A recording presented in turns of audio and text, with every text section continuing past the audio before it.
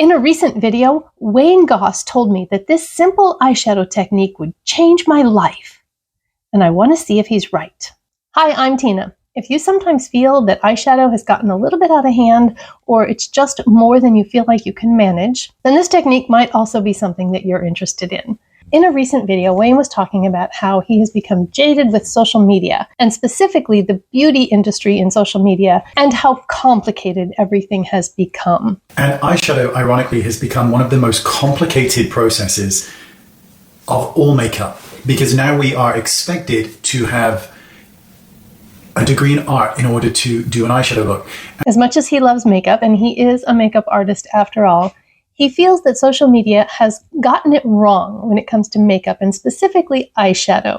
On social media, he says that you get the impression that the purpose of eyeshadow is to be the focus of the face. But in fact, he says the purpose of eyeshadow is to make your eye stand out. So in this video, I'm going to put Wayne's technique to the test. I am going to do his technique on one eye and compare it to nothing on the other eye. Then I'm going to do this eye the way I normally do my eyeshadow and compare his technique to what I usually do and see which one we like better. If that sounds interesting to you, then let's get into it. In his video, he used kind of a warmish brown and then a gold, and I'll put that picture up here. But he also used a kind of a fluffy domed brush. This is a Luxie 209. It is a large shader brush, and you can see it's kind of densely bristled and rounded. The shades that I am going to use are in the Tarte Gilded palette, and I am going to use this warmish brown right here and the gold above it. Okay, so the first thing Wayne says to do is to just pick up some of that brown and to put it right on the lid, just up to the crease. And he said you don't need to be too precise about it. I'm flipping my brush over, by the way, just to kind of take off some of the excess. Don't need to be too precise about it, too artistic. And you're not taking it out and making it extend or up above the crease or anything like that. You're just putting it on the lid.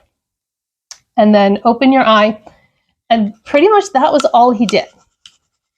Now, I do feel like I kind of got it up a little bit higher than he did. And so I'm going to take a clean brush and just kind of clean that off. He has hooded eyes and they're kind of recessed. So he has a lot less mobile lid space, I think, than I do. And I know that there's some of you out there who don't have a lot of mobile lid space. And so this technique might work really well for you. So as he said, the focus of eyeshadow should be to make the eye stand out, not to make the eyeshadow stand out. So that's all he did there, and just put that dark color on the lid. And then he went into the gold, put a little on his finger, and just kind of rubbed that over the lid.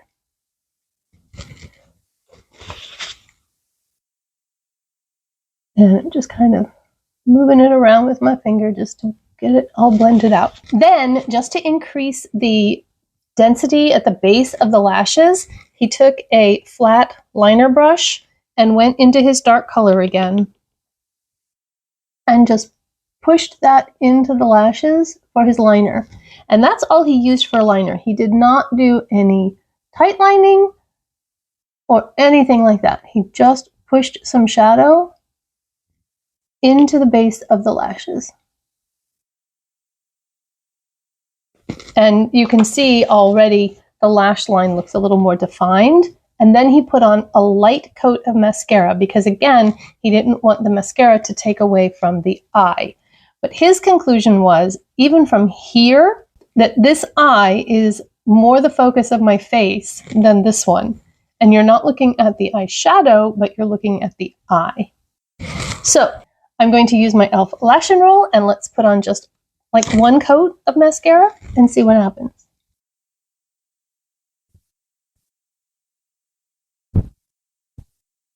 And that's it. That is all he did. So what do you think of this technique? Do you think it's life-changing? I mean, really, I think that's a pretty big claim for any makeup technique. And it's hard for me to give an opinion because I can't really see what you're seeing.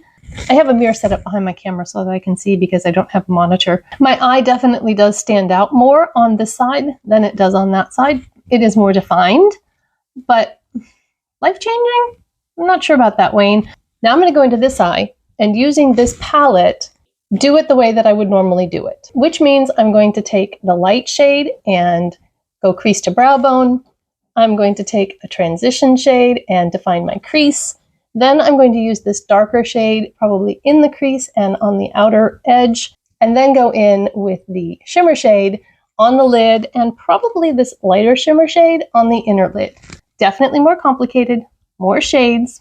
We'll see what the difference is when I get done. I have my clean brushes, so let's do the other eye the way I would normally do it. And first of all, I want to go into Adorn and put that above the crease just to kind of give me a base to blend on.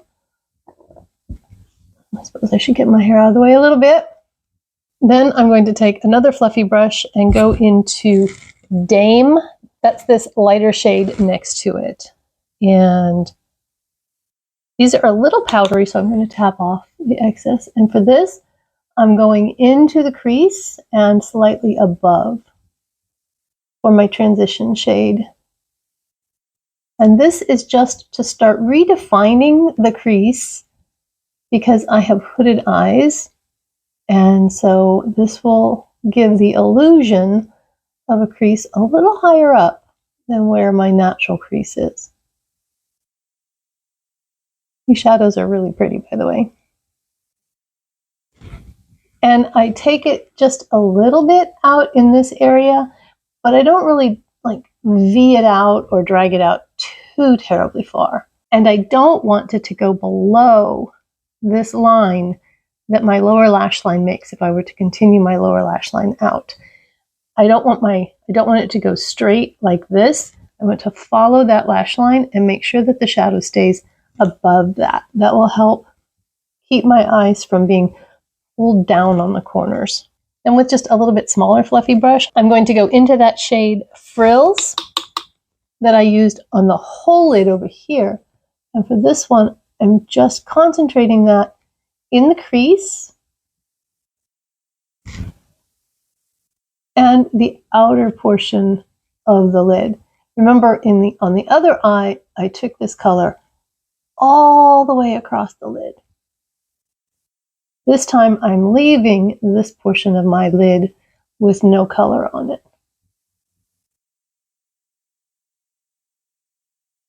The interesting thing about this is I have another video to film when I'm done, so somehow I'm going to have to make my eyes look the same. We'll see how I do. All right, I'm going to go into that shimmer above, which is called Grand. This is the same shimmer I used on the other eye, but I'm only going to put that in the outer, like 2/3. So from the outside to about 2/3 of the way across. Then I think I'm going to go into Vintage. It is a lighter gold shimmer, although it still looks pretty dark. I don't know if I want that white. What happens if I mix them? Well, that might be pretty. The white next to it is called Elegant. And I think what I might actually do is mix these two because Vintage is a little dark by itself. So I'm mixing them and let's see what I get.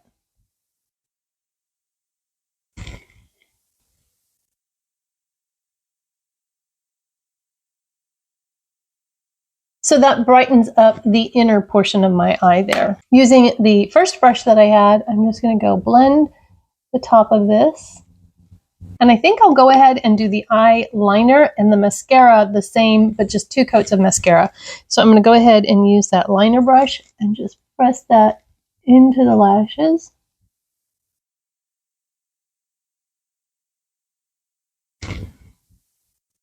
Just to start kind of deepening up the base of the lashes. And then 2 coats of mascara. Okay, this is the way I would normally do my eyeshadow if I were using this palette and the shades in the family that Wayne chose for his eyeshadow technique. And this is Wayne Goss's life-changing eyeshadow technique over here.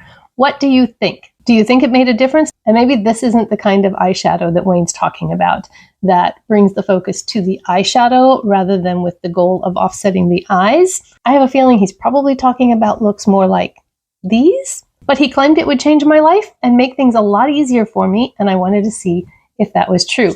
It definitely was easier. There was no need to blend. It was 2 shades, 2 brushes, and it was done. But I don't know. The thing that gives me pause with this eye is how dark it is on the inner portion. And I just feel like I have a lot of darkness in here anyway. And when I bring a darker shimmer all the way across the lid, it just feels like it closes my eye down. So I'm going to sit here and just look at the camera. And honestly, I'm just not going to be able to tell a lot until I look at the footage back. But I will let you know, like in a pinned comment or something, what I think about this when I actually see it, looking at it on the screen. So here we go. Wayne's technique. And my normal way of doing eye makeup. Let me know what you think. Which eye did you prefer? Are you going to give this a try? And if you do, please update and let me know how it worked for you. By the way, if you're not subbed yet and you like beauty and makeup content for women over 50, then why don't you take a second and hit that subscribe button? And while you're down there, tap that thumbs up button as well. Thanks! I will have Wayne's video and his channel linked in the description box below. If you're interested in more eyeshadow videos from me, I will put a playlist right over there for you so you can go and watch some more. I hope you have a beautiful, blessed day, and I'll see you over there or in my next one. Bye-bye!